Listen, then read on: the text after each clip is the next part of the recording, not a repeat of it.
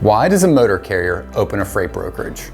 Many carriers will open one in order to earn the margins charged by freight brokers and eliminate or reduce their use of them. However, this isn't why shippers pay to work with brokers in the first place. And this assumption causes many carriers to open brokerages that never really earn a profit and struggle to break even. All this and more in this week's video.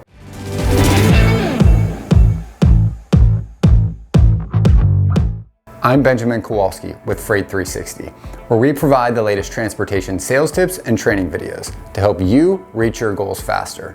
If you're a fan of the content, please support us by crushing that like button and sharing us with all of your colleagues.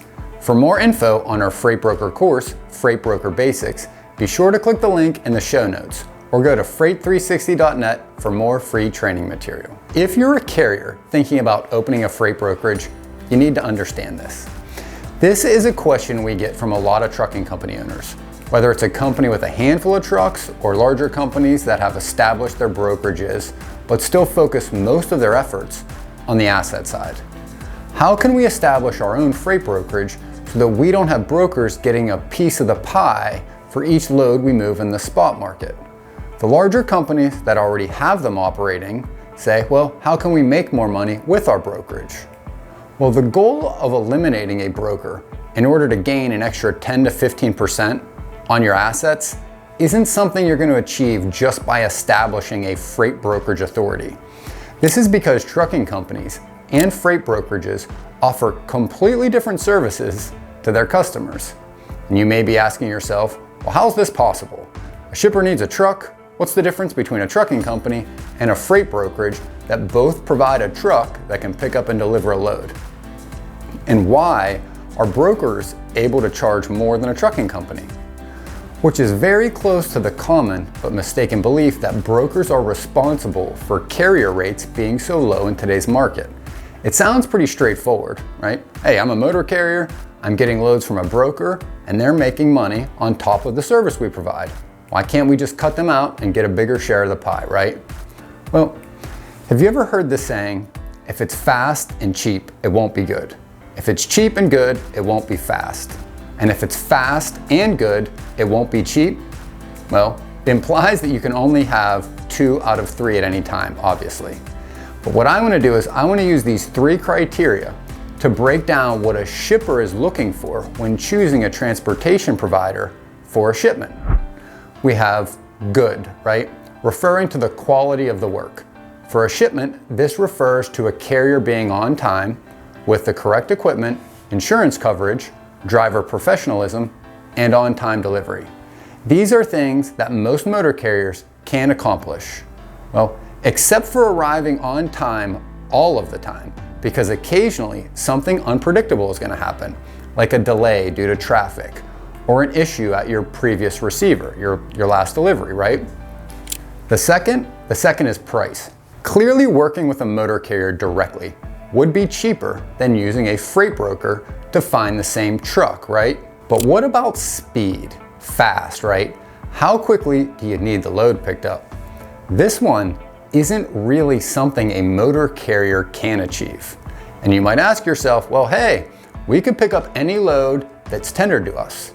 If, and here's the big if you've got enough time to position one of your trucks in that location at that time it needs to pick up. Now I want to take a step back to zoom out for a second, right? If you're a motor carrier, the goal is to have all of your assets, whether it's 1, 2, 10, 50, or 1,000 trucks, doesn't matter, loaded and rolling as much as legally and physically possible. It doesn't matter how large or small you are, the objective is the same for a trucking company. If your trucks are not loaded and rolling, it's costing you money and opportunity. You have to make that truck an insurance payment no matter how many or how few loads you run every month. So if a customer needs another load picked up next week or 2, you can probably move things around and accommodate that. Now, if they need 1 or 2 extra loads picked up later in the week, and you've got enough trucks, you might still be able to shuffle things around to still make that work. But what if that shipper had a load that needs to be picked up this afternoon, right? And that truck runs into an issue and had to schedule or reschedule pickup for the next day, right? Is it physically possible for you to reroute a truck of yours, right? Even if you had one available, right? To a facility that's potentially hundreds of miles away in an hour or two? No, obviously it isn't, right? This is primarily where freight brokerages and trucking companies differ. Shippers often have last-minute changes in their truckload orders, some obviously more than others. For instance, in some industries, it's common for a shipper to be notified of a new order the same day that it might need to pick up. And a common example might be a construction site. Say there's a large building going up, and during the construction, a large piece of glass, a window, breaks during their installation, right?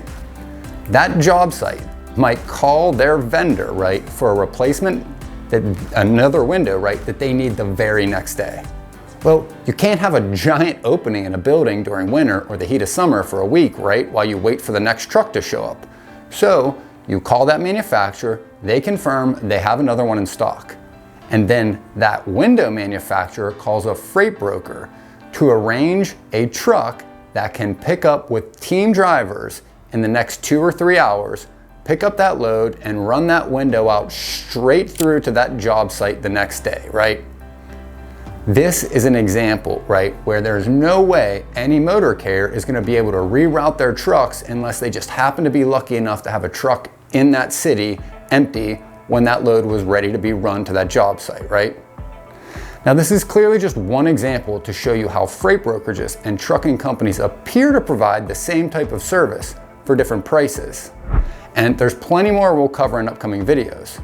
But the big takeaway should be the fundamental understanding that each company, motor carrier and a freight broker, both provide very different values to a shipper sometimes. And yes, they both do pick up things and deliver them. And yes, one may be charging more in some situations than others. But remember, that's not always the case.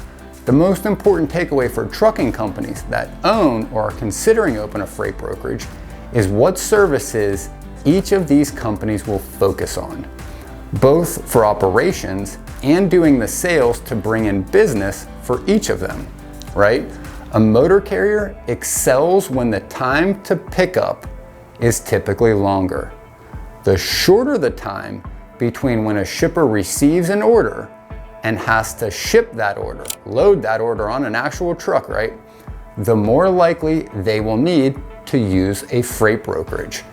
And because that need is right now and they don't have many options, they're willing to pay a freight brokerage an additional percentage or more money to make sure that truck can pick up when they need it, rather than a lower rate when their next available trucking company can get a truck to them. Motor carriers, right, are much better suited to provide good or quality, cheap, or in this case, we'll call it a fair rate, since a freight brokerage doesn't have a margin added on top of it. However, when the most important aspect of a load to a shipper is the time to pick it up and get it delivered, this is where a freight brokerage is a better fit.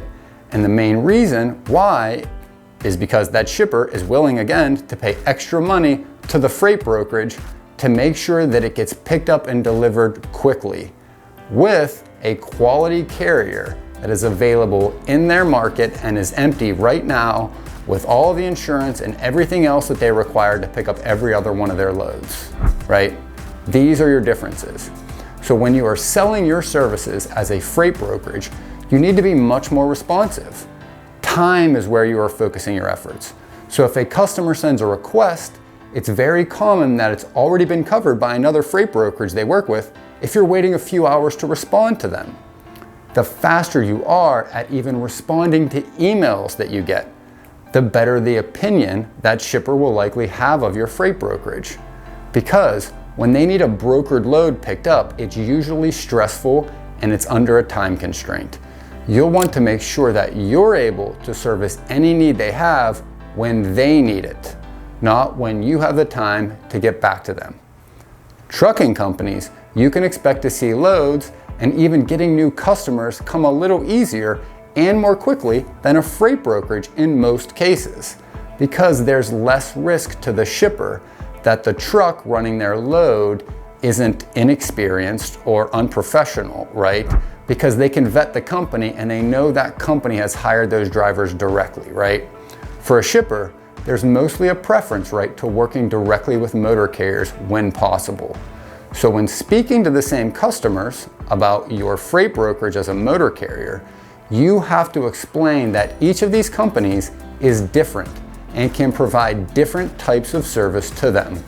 Being able to help them understand that you'll be providing 2 of the 3 things from your asset side, mostly cheap or fair rates and good quality service.